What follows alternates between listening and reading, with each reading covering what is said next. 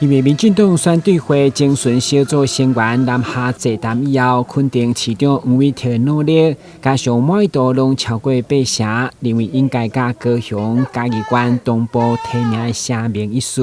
面对可能被列入第一波县市长提名名单，市长黄伟哲回应，也未提名进前拢讲未准，但不管如何，就是民进党一定要团结。我们还是呼吁大家一定要团结。那中央有机制，我们就尊重中央的机制。但是最重要的是，能够把政绩拿出来，不管是中央的政绩，或是我们地方的政绩拿出来，然后让我们支持的民众、让市民朋友们，以及让我们国人，事实上都能够支持，在2022能够希望能够打赢这场选战。不管是在市长的部分，或者在议员的部分，我们都能够把这个议员的席次极大化，那市长都能够过关。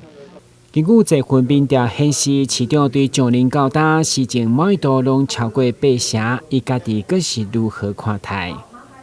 我们民调是一时的啦，但最重要是落实在选票，所以直到11月26日以前，我们都不敢掉以轻心。但11月26日以后，如果有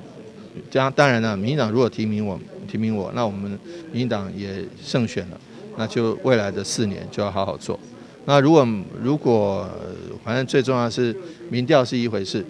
最重要选票是最重要的。另外，针对国民党台南市长提名人选到大拢也无一撇，黄伟哲讲别党的代志，伊拢尊重，家己做好准备上要紧。台南新闻，郭文吉、何乔邦采访报道。这个部分第一个。